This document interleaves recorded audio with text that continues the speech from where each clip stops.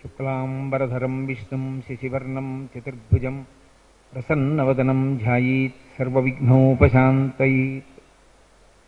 సదాశివసమారంభాం శంకరాచార్యమధ్యమాం అస్మదాచార్యపర్యంతాం వందే గురుపరంపరాం. వాగర్ధావివ సంపృక్తౌ వాగర్ధప్రతిపత్తయే జగతః పితరౌ వందే పార్వతీ పరమేశ్వరౌ. హే స్వామినాథ కరుణాకర దీనబంధో శ్రీపార్వతీశ ముఖపంకజ పద్మబంధో శ్రీశాదిదేవ గణపూజిత పాదపద్మ వల్లీశనాథ మమ దేహి కరావలంబం. హరి ఓం. పరమేశ్వర స్వరూపమైన సభకి నమస్కారం. శంకర భగవత్పాదులు సుబ్రహ్మణ్యేశ్వర స్వామి వారి యొక్క వైభవాన్ని, సుబ్రహ్మణ్యేశ్వరుని యొక్క తత్వాన్ని అంతటినీ కూడా మనకి సుబ్రహ్మణ్య భుజంగము అనబడేటటువంటి స్తోత్రంలో ఇచ్చారు. మనకి వ్యాకరణంలో అనేకమైనటువంటి ఛందస్సులు ఉన్నాయి. అందులో భుజంగ ప్రియాంత స్తోత్రముల యందు ఉండేటటువంటి రమ్యత చాలా విశేషంగా ఉంటుంది. ఎండిపోయినటువంటి ఆకుల మీద ఒక నాగుపాం ప్రయాణం చేస్తూ పాకి వెడుతుంటే ఎటువంటి ధ్వని వస్తుందో అటువంటి ధ్వని వస్తుంది భుజంగ ప్రియాంత స్తోత్రముల యందు. అటువంటి ఛందస్సుతో భుజంగ స్వరూపుడైనటువంటి సుబ్రహ్మణ్యేశ్వర స్వామిని గూర్చి సాక్షాత్తుగా ఆ సుబ్రహ్మణ్యుని యొక్క తండ్రి అయినటువంటి పరమశివుడు ఈ భూలోకంలో శంకర భగవత్పాదాచార్యులుగా అవతార స్వీకారం చేసినప్పుడు వారు చేసినటువంటి స్తోత్రం సుబ్రహ్మణ్యుని యొక్క సమస్తమైనటువంటి తత్వాన్ని ఆవిష్కరిస్తుంది. వారు సుబ్రహ్మణ్య భుజంగ స్తోత్రం అయినప్పటికీ కూడా దాన్ని ప్రారంభం చేస్తూ సదాబాల రూపాపి విఘ్నాద్రిహంత్రి మహాదంతి వక్త్రాపి పంచాస్యమాన్య విధీంద్రాదిమృగ్యా గణేశాభిధామే విధత్తం శ్రియం కాపి కళ్యాణ రూపి అంటూ ప్రారంభం చేశారు. అందులో మొట్టమొదట విఘ్నేశ్వర ప్రార్థనతో ప్రారంభం చేశారు. ఎందుకు విఘ్నేశ్వర ప్రార్థనతో ప్రారంభం చెయ్యాలి అంటే, సాధారణంగా మిగిలిన స్తోత్రాలు ఏవి చేసినా కూడా శంకర భగవత్పాదులు ఒకసారి విఘ్నేశ్వర స్తుతి చేసి ప్రారంభం చేస్తారు. అలా చెయ్యడం సందర్భోచితం. మహాత్ముడైనటువంటి శంకర భగవత్పాదులు లోకములకు ఒక సంప్రదాయ నిష్టని నేర్పవలసినటువంటి అవసరం ఉంది కనుక ఆదౌ పూజ్యో గణాధిప కనుక విఘ్నేశ్వర ప్రార్థనతో స్తోత్రాన్ని ప్రారంభించడం చాలా సహజం. కనకధార చేసినప్పటికీ కూడా వందే వందారు మందారమిందిరానంద కందలం అమందానంద సందోహబంధురం సింధురాననం అంటూ మొదలుపెట్టారు. కానీ సుబ్రహ్మణ్య భుజంగ స్తోత్రం దగ్గరికి వచ్చేటప్పటికి వారు విఘ్నేశ్వర స్తుతితో ప్రారంభం చెయ్యడం కేవలం విఘ్నేశ్వరుణ్ణి ప్రార్థన చెయ్యడం కాదు. అసలు సుబ్రహ్మణ్య వైభవం అంతా ప్రకటనం ఎవరి వలన అవుతుంది అంటే విఘ్నేశ్వరుని వలన అవుతుంది. మొట్టమొదట విఘ్నేశ్వరుడు ఆవిర్భవించాడు కాబట్టి, అవతార స్వీకారం చేశాడు కాబట్టి సుబ్రహ్మణ్య వైభవం అంతటినీ కూడా విఘ్నేశ్వరుడు ప్రకాశింపచేశాడు. అదో విశేషం. ఒక కుటుంబంలో పెద్దన్నగారు తమ్ముడికి ఎలా మార్గదర్శకుడవుతాడో అలా విఘ్నేశ్వరుడు సుబ్రహ్మణ్యుడికి అనేక కారణముల చేత మార్గదర్శనం చేశాడు. దాన్ని అంతర్లీనంగా ప్రస్తావన చేశారు. చేస్తూ సదాబాల రూపాపి విఘ్నాద్రిహంత్రి అన్నారు. విఘ్నేశ్వరుడు సదా బాలరూపాపి అపి అంటే అయి కూడా ఎప్పుడూ బాలుడిగా ఉంటాడు. ఎప్పుడూ బాలుడిగా అన్నగారుంటే తమ్ముడు వృద్ధుడయ్యే అవకాశం ఉంటుందా? తమ్ముడు బాలుడిగానే ఉంటాడు. కాబట్టి విఘ్నేశ్వరుడు బాలుడు, సుబ్రహ్మణ్యుడు బాలుడు. బాలుడు అన్న మాటకు అర్థం ఏమిటి అంటే, కేవలం ఏదో 16 సంవత్సరాల వయస్సులోనో 25 సంవత్సరాల వయస్సులోనో ఉండిపోతారని కాదు. మనస్తత్వము చేత బాలుడు అని పిలుస్తారు. బాలుర యొక్క మనస్తత్వం ఎలా ఉంటుంది అంటే, వాళ్ళకి ఇప్పటికిప్పటికి కోపం వస్తుంది. ఏదో నా మనవడు ఉన్నాడు అనుకోండి, నా చేతిలో ఉన్నటువంటి ఒక ఫలాన్ని అపేక్షిస్తాడు. ఏదో ఇది నేను నైవేద్యం పెట్టాలరా, ఈ పండు ఇవ్వడం కుదరదు అని చెప్పి నేను దాన్ని కొంచెం ఎత్తుగా పెట్టేసి దాచేసాను అనుకోండి, వాడికి నా మీద కోపం వస్తుంది. తాతగారిని కొట్టచ్చా కొట్టకూడదా వాడికి తెలియదు, అమాయకత్వం. వాడు నా తొల మీద దెబ్బేసి దూరంగా పోతాడు ఏడుస్తూ. నేను చూసి అట్నుంచి ఎవరో అయ్యా ఈ ప్రసాదం తీసుకోండి ఇంకో దేవాలయం నుంచి తెచ్చి ఇచ్చిన ద్రాక్ష పళ్ళ గుత్తిలోంచి 2 పళ్ళు తుంపి వాడిని పిలిచి ఒరే తినరా అన్నాను అనుకోండి, ఇందాక యాపిల్ పండు ఇమ్మంటే ఇవ్వలేదు కానీ ఇప్పుడు పెద్ద ద్రాక్ష పళ్ళు పెట్టాలని పిలుస్తున్నావు, నీ పుచ్చుకో నీ దగ్గర అండవాడు. వాడు ఎంతో సంతోషంతో వచ్చి పకపకా నవ్వుతా 2 ద్రాక్ష పళ్ళు పుచ్చుకొని పరమ ప్రహృష్టవదనంతో ఆ ద్రాక్ష పళ్ళు తింటాడు. ఇప్పుడు కోప్పడ్డవాడు, ఇప్పుడు అలిగినవాడు ఉత్తర క్షణంలో అలక మరిచిపోతాడు. మరిచిపోయి ఎంతో ప్రసన్న హృదయంతో దగ్గరికి వస్తాడు. మనం చేసేటటువంటి దోషాల పట్ల అప్పటికి కినుక వహించిన ఈశ్వర ఇంతకన్నా మేమేం చేయగలని ఒక నమస్కారం చేసినంత మాత్రం చేత మన అపరాధములను క్షమించి మన చెయ్యి పట్టుకుని పైకెత్తగలిగినటువంటి సౌలభ్యము కారుణ్యము ఉన్నటువంటి దేవతాస్వరూపములు ఏ ఉన్నాయో వాటిని బాలురు అని పిలుస్తారు ఆధ్యాత్మతత్వంలో. అందులో సుబ్రహ్మణ్యుడు, శ్రీ మహావిష్ణువు, కుమారస్వామి వీళ్ళు ఎప్పుడూ బాలురుగానే ఉంటారు. అందుకే శంకర భగవత్పాదులు ఈ రహస్యాన్ని సౌందర్య లహరిని చెప్తూ రణీజిత్వా దైత్యానపహృత శిరస్త్రై కవచిభిః నివృత్యై చండాంశస్త్రిపురహర నిర్మాల్య విముఖై విశాఖేంద్రోపేంద్రో శిశివిశిత కర్పూరశకలాః విలీయంతే మాతస్తవ వదన తాంబూలకబళాః అంటారు. విశాఖేంద్రోపేంద్రో, విశాఖుడు అంటే సుబ్రహ్మణ్యుడు. సుబ్రహ్మణ్యుడు విశాఖుడిగా ఉండడం అదొక విచిత్రమైనటువంటి లక్షణం. పరమేశ్వరుడు ఒక పెద్ద చెట్టు రూపంలో ఉంటాడు. అందుకే కాదు శ్రీశైలంలో ఆయన ఒక అర్జున వృక్షం రూపంలో ఉంటాడు. అర్జున వృక్షం రూపంలో ఉన్నప్పుడు దానికి శాఖలు ఉంటాయి, కొమ్మలు ఉంటాయి. ఆ కొమ్మలే సుబ్రహ్మణ్యుడు. దాన్ని అల్లుకున్న మల్లెతీగా అమ్మవారు. అందుకే సంధ్యారంభ విజృంభితం శృతిశరస్థానాంతరాధిష్ఠితం సప్రేమ భ్రమరాభిరామమసకృత్సద్వాసనాశోభితం భోగీంద్రాభరణం సమస్త సుమన పూజ్యం గుణావిష్కృతం సేవే శ్రీగిరి మల్లికార్జున మహాలింగం శివాలింగితం అంటారు శంకరులు. మల్లెతీగ అమ్మవారైతే మద్ది చెట్టు పరమశివుడు. ఆ మద్ది చెట్టుకున్నటువంటి శాఖలు సుబ్రహ్మణ్యుడు. మరి విశాఖుడు ఎప్పుడవుతాడు అంటే పరమశివుడికి స్థాణుహు అని ఒక పేరుంది. స్థాణుహు అంటే కదలనివాడు అని. ఏదో దొంగ తెచ్చి అక్కడ పడేశాను అనుకోండి, అది కదలదు. కదలదు కాబట్టి దాన్ని స్థాణుహు అంటారు. అలా వెళ్ళిపోతుంటే ఎవరైనా అడ్డంగా కూర్చుని లేవలేదనుకోండి, ఏమి స్థాణువులు అలా కూర్చున్నావు కదలవా అంటారు. పరమశివుడు స్థాణువు అంటే కదలనివాడు అని. ఏమిటి కదలకపోవడం జడత్వమా?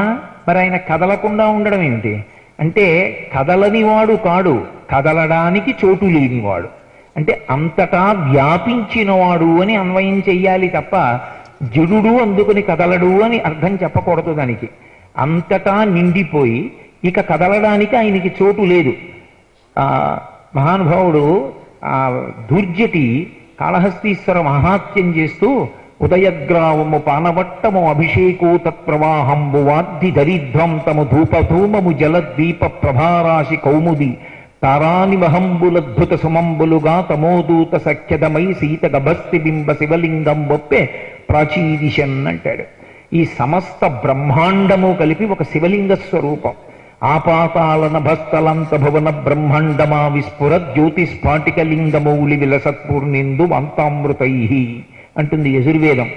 పాతాళలోకం నుంచి ఆ పై వరకు కూడా ఒక శివలింగ స్వరూపమై బ్రహ్మాండాకృతిని పొంది శివ నిర్మాల్యం ఉత్తర దిక్కుకు పడిపోతుంది. దేవతలు చేసినటువంటి అభిషేక జలాలన్నీ ఉత్తర దిక్కున సముద్రాలై పడిపోయాయి. కాబట్టి అంతటా నిండిపోయినటువంటి పరమశివుడికి ఇక కదలడానికి చోటు ఉండదు. కదలడానికి చోటు లేక నిలబడిపోయిన వాడు స్థాణువైతే అప్పుడు ఇక ఆయనని మల్లెతీగ చుట్టుకునేటటువంటి అవకాశం ఉండదు. కాబట్టి ఆ మల్లెతీగ ఆ చెట్టు లోపలికి వెళ్ళిపోతుంది. మనం ప్రత్యేకించి ఆ అమ్మవారి దేవాలయం మూకాంబిక, ఉడిపి, ఆ క్షేత్రాలు గోకర్ణం అటువైపు నుంచి రహదారి మార్గంలో వస్తుంటే పెద్ద పెద్ద చెట్ల కల్లుకున్నటువంటి తీగలు చెట్టు యొక్క మానులోకి వెళ్ళిపోయి ఉంటాయి, కలిసిపోతాయి.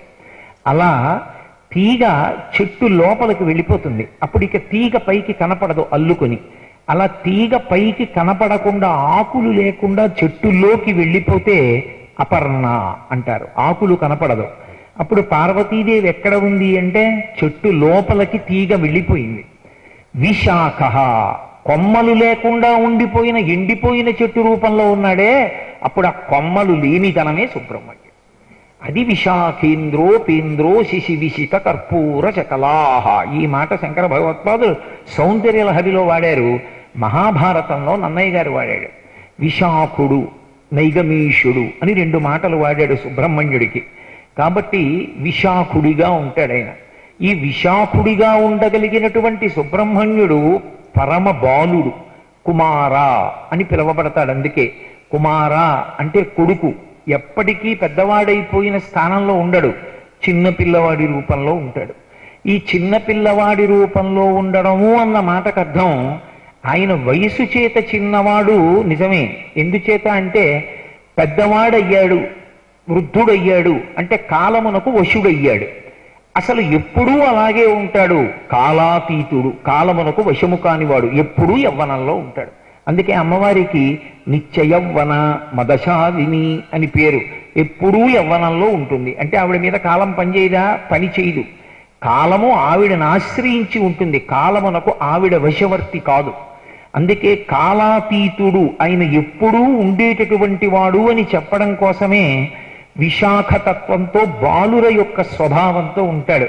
భక్తుల పాలిట అపారమైనటువంటి కృపాస్వరూపి అయి ఉంటాడు. అందుకే మీరు ఎప్పుడైనా సుబ్రహ్మణ్య స్వామి వారికి సంబంధించినటువంటి లీలలను పరిశీలన చెయ్యండి, ఒకే ఒక్క నమస్కారమునకు వశుడైపోతాడు. ఒక్క నమస్కారమే. ఆయనకి పత్రి వెయ్యాలా, పువ్వు వెయ్యాలా, ఇవేం ఉండవు. ఒకే ఒక్క నమస్కారం త్రికరణ శుద్ధిగా చేస్తే చాలు సుబ్రహ్మణ్యుడికి. అసలు ఒకచో నమస్కారం కూడా అక్కర్లేదు. ఆర్తితో భక్తితో ఆయనని స్మరిస్తే చాలు, ఆదరిస్తాడు. ఆదరించడం ఒకెత్తైతే పరిపూర్ణమైన జ్ఞానిగా తన వలన కించిత్ దోషం జరిగింది అని అనిపించింది అనుకోండి, నిజంగా అది ఆయన వేరొకరి యొక్క గర్వాన్ని పరిహరించడానికి చేసినప్పటికీ తన వలన పొరపాటు జరిగింది అనుకుంటే ప్రాయశ్చిత్త కర్మకి సిద్ధపడతాడు. నేను మీతో నిన్న మనవి చేశాను, కొమరిల భట్టుగా వచ్చినప్పుడు ఆయన తుషాగ్ని యందు ప్రవేశించాడు.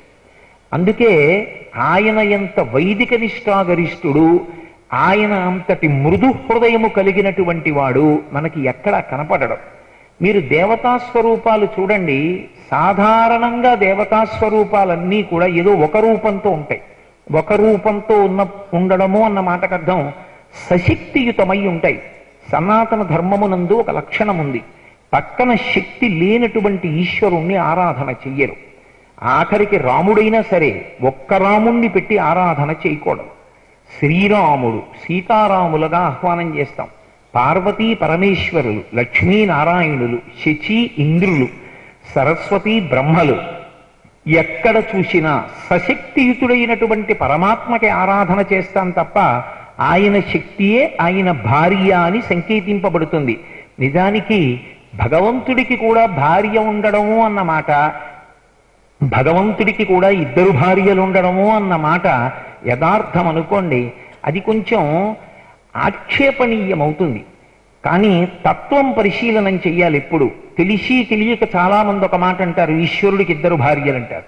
సుబ్రహ్మణ్యుడికి వల్లి దేవసేన, వెంకటేశ్వరుడికి శ్రీదేవి భూదేవి, పరమేశ్వరుడికి అలా కాకపోయినా ఒకచో దృష్టాంతం చెప్తారు, గంగా పార్వతి అని. భరించాడు తప్ప గంగ భార్య కాదు. ఇలా అందరికీ 2 భార్యలు అని అక్కరలేని అన్వయం ఓటి చేసుకోవడం మొదలు పెడుతూ ఉంటారు. కానీ అది దోషం. అది శక్తి స్వరూపంగా అవగాహన చేసుకోవాలి. శ్రీ మహావిష్ణువుకి శ్రీదేవి భూదేవి అటు ఇటు ఉంటారు. దాని అర్థం ఏమిటంటే భూదేవి సమస్త ఐశ్వర్యమునకు కారణము ఆవిడే. శరీరములు నిలబడాలన్నా ఆవిడే కారణం. ఆహారం ఎక్కడి నుంచి రావాలి? భూమిలోంచి రావాలి. భోగం ఎక్కడి నుంచి రావాలి? భూమిలోంచి రావాలి. నేను ఒక కారులో వెళ్ళాలంటే ఆ కారు తయారు చేయడానికి కావలసినటువంటి లోహం, అది నడవడానికి కావలసిన ఇంధనం భూమిలోంచి వస్తాయి. ఓ ఇల్లు కట్టుకోవడానికి కావలసినటువంటి పదార్థములన్నీ భూమిలోంచి వస్తాయి. అందుకే ఆవిడికి శర్వాణి అని ఒక పేరు. ఆవిడ సమస్త సుఖములకు ఆమెయే ఆలవాలమై ఉంటుంది. భూమి పంటని ఇచ్చేస్తుంది, ఆవిడ లక్షణం అది. కానీ ఈ పంట నీకు లక్ష్మిగా మారాలా వద్దా? అది డబ్బుగా మారి అది నీవు జీర్ణం చేసుకోవడానికి, వండుకోవడానికి వీలుగా నీ ఇంటికి వచ్చి ధాన్యాగారం చేరాలా వద్దా అన్నప్పుడు తన కర్తవ్యాన్ని భూదేవి నెరవేరుస్తుంది. అది శ్రీదేవిగా మారేటప్పుడు లక్ష్మీదేవి స్వామి వంక చూస్తుంది. ఇంటికి వెళ్ళొచ్చా ఈ పంట అని ఒక్కసారి చూస్తుంది. ఆయన అక్కరలేదు. ఇది లోకమునందు భక్తి లోపించి ఉన్నది. ఎవరు ఈశ్వరుడి పట్ల కృతజ్ఞతాభావంతో లేరు. ఆయన ఇచ్చినది మనం అనుభవిస్తున్నాం అన్న కృతజ్ఞత లేదు. వాళ్ళకొక పాఠం చెప్పవలసిన అవసరం ఉంది. వాళ్ళు చేసుకున్న తప్పేమిటో వాళ్ళకి తెలియాలి అని ఇలా అన్నాడు అనుకోండి. ఈ భూదేవి ఇచ్చిన ఐశ్వర్యం శ్రీదేవిగా రాదు, అంటే తినడానికి ఉపయుక్తమవదు. అది ఏ తుఫానో వచ్చి పొలంలోనే వెళ్ళిపోతుంది, నీళ్లలో కరిగిపోతుంది. అంటే ద్రాపేయం ధస్సస్పతే దరిద్రం నీలలోహిత ఏషాం పురుషాణం ఆభైర్మోరోమో ఏషాం కించనా మమత అంటుంది యజుర్వేదం. చేతికొచ్చింది తానుగా మారడం దేని మీద ఆధారపడుతుంది అంటే భగవంతుని యొక్క అనుగ్రహం మీద ఆధారపడుతుంది. నా చేతిలో ఒక తీయటి మామిడి పండు ఉండొచ్చు, కానీ ఇప్పుడు మామిడి పండు నేను కావాలనుకోండి, ఆ మామిడి పండు నేను తినేయాలి. ఇప్పుడు ఆ మామిడి పండు నేను తినడం అన్నది దేని మీద ఆధారపడుతుంది అంటే భగవంతుని అనుగ్రహం మీద ఆధారపడుతుంది. నువ్వు తినవచ్చు అని ఈశ్వరుడు అన్నాడు అనుకోండి, మధుమేహ వ్యాధి ఉండదు, 2 మామిడి పళ్ళు తినచ్చు. ఒకవేళ ఈశ్వరుడు గత జన్మలలో చేసిన పాపం ఉన్నది అని మధుమేహ వ్యాధిని ఉంచాడు అనుకోండి, మామిడి పండు చేతిలో ఉన్న తినలేడు, తిన్నా భయంతో తింటాడు. ఆ తర్వాత ఏం తినడానికి భయమే. రక్తంలో చక్కెర శాతం ఎంత పెరిగిపోయిందో అని బెంగబెట్టుకుని ఉంటాడు. కాబట్టి పదార్థము దొరకడం ఒకెత్తు, అది మనముగా మారడం ఒకెత్తు. ఈ రెండిటికి మధ్యలో పరమాత్మ ఉంటాడు. ఈ 2 శక్తులు ఆయనని బట్టి అనుగ్రహిస్తాయని చెప్పడం, భార్యలుగా సంకేతించడం. భార్య భర్త మాట వింటుంది. అంకోలం నిజ బీజ సంతతరయస్కాంతోఫలం సూచిక సాధ్వీ నైజ విభుం అంటారు శంకరాచార్యుల వారు. సాధ్వీ నైజ విభుం. పరమ పతివ్రతకి, ఇల్లాలికి ఉత్తమ బుద్ధి కలిగిన దానికి ఉండేటటువంటి లక్షణం ఏమి అంటే భర్తని అనుగమిస్తుంది, భర్త మాట వింటుంది. కాబట్టి మధ్యలో ఉన్న పరమాత్మ చెప్పిన మాటని శ్రీదేవి పాటిస్తుంది. ఐశ్వర్యంగా రావాలా వద్దా ఆయన అనుగ్రహం మీద ఆధారపడి ఉంటుంది. లక్ష్మీదేవికి కుంకుమార్చనలు చేస్తే ఐశ్వర్యం ఉంటుందనుకోవడం పొరపాటు. విష్ణువుని ఆశ్రయిస్తే ఆవిడ సంతోషిస్తుంది. అందుకని విష్ణు భక్తి ప్రధానమై ఉంటుంది. అందుకే లోకంలో ఒక లక్షణం ఉంటుంది, మనం ఉపాసన చేసేటటువంటి ఏ మూర్తి అయినా కూడా సశక్తియుతంగా ఉంటుంది, పక్కన అమ్మవారితో కూడి ఉంటుంది తప్ప అమ్మవారు పక్కన లేనటువంటి స్వరూపముల ఆరాధన సనాతన ధర్మం అంగీకరించలేదు. సింహాసనమునందు కూర్చోబెట్టి ఆరాధించడానికి అనర్హములు, అలా పూజ చేయడానికి వీల్లేదు, అది అవైదికం అంతే. కాబట్టి ఇప్పుడు ఈ విధంగా పూజ చేసేటప్పుడు ఒక్క సుబ్రహ్మణ్యుడి దగ్గరికి వచ్చేటప్పటికి మాత్రం ఒక గమ్మత్తు ఉంటుంది. ఆయన ఒక్కడే బ్రహ్మచారిగానూ ఉంటాడు, ఆయన ఒక్కడే గృహస్థుగానూ ఉంటాడు, ఆయన ఒక్కడే పరమ వైరాగ్యమూర్తి అయి ఓ గోచి పెట్టుకుని కర్ర పట్టుకుని ఉంటాడు. మీకు ఏ ఇతర దేవతా స్వరూపాల్లోనూ ఇలా కనపడదు. ఆయనే బ్రహ్మచారి, ఆయనే గృహస్థు, ఆయనే సన్యాసాశ్రమానికి దగ్గరగా ఉన్నటువంటి వైరాగ్యమూర్తి. ఈ 3 ఉండవు. ఒక్క సుబ్రహ్మణ్యుడి విషయంలో 3 ఉంటాయి. సుబ్రహ్మణ్యుడు ఆయన పేరులోనే బ్రహ్మణ్యం, పరమ బ్రహ్మచారి. మరి వల్లీ దేవసేన రేపు చెప్తాను, దాని గురించి కళ్యాణం చెప్తాను. కాబట్టి ఆయన ఎప్పుడూ బ్రహ్మచర్యముతో ఉంటాడు. నేను సభాముఖంగా చెప్పకూడదు కానీ గృహస్థు కూడా బ్రహ్మచారి. వేదము చేత విధింపబడినటువంటి నియమాన్ని పాటించి భార్యతో కలిసి జీవనము చేయగలిగినటువంటి వాడు నిత్య బ్రహ్మచారిగానే ఉంటాడు. గృహస్థైనంత మాత్రాన బ్రహ్మచారి కాకుండా పోడు. కాబట్టి బ్రహ్మచారిగాను సుబ్రహ్మణ్యుడు ఉంటాడు. ఎప్పుడూ వేదం చదువుకుంటూ, ఎప్పుడూ వేదమునందు అనురక్తితో ఒక్కడే బ్రహ్మచారిగా నిలబడి ఉంటాడు. అందుకే సుబ్రహ్మణ్య షష్ఠికి ఔపోసన వడ్డిస్తే బ్రహ్మచారిని పిలిచి వడ్డిస్తూ ఉంటారు. కాబట్టి బ్రహ్మచారిగా ఉంటాడు.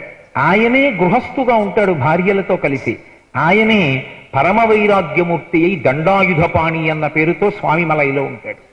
ఏమిటి ఈ చమత్కారం? మరి మిగిలిన వాళ్ళకి లేనిది ఈయనకి ఎందుకు వచ్చింది? ఇలా 3గా మారడానికి కారణం ముందు పుట్టిన విఘ్నేశ్వరుడే.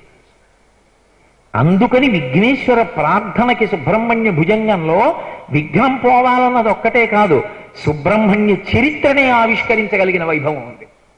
అందుకని సదాబాల రూపాపి విఘ్నద్రిహంత్రి. అన్నగారే బాలుడైతే తమ్ముడు అంతకన్నా బాలుడు.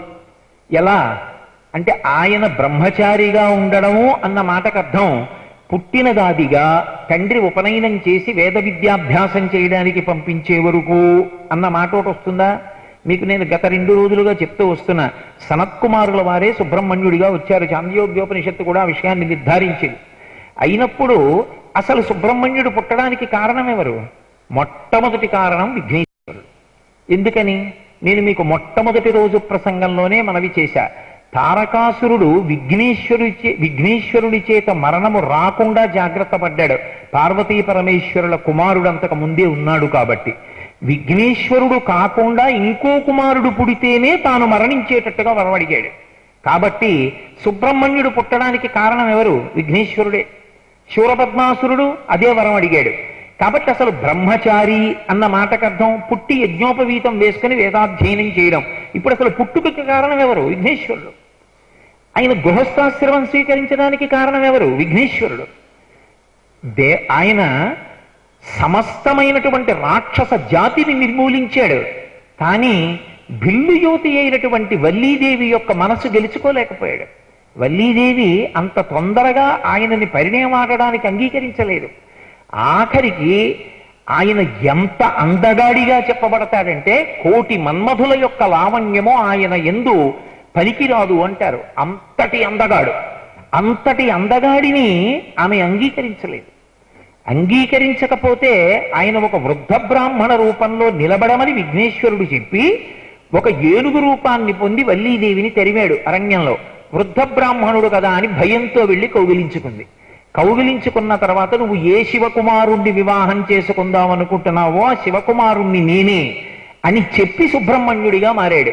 మారడం వల్ల సుబ్రహ్మణ్య కళ్యాణం జరిగింది వల్లీదేవితో. ఇప్పుడు అసలు సుబ్రహ్మణ్యుడు గృహస్థవడానికి కారణం ఎవరు? విఘ్నేశ్వరుడే.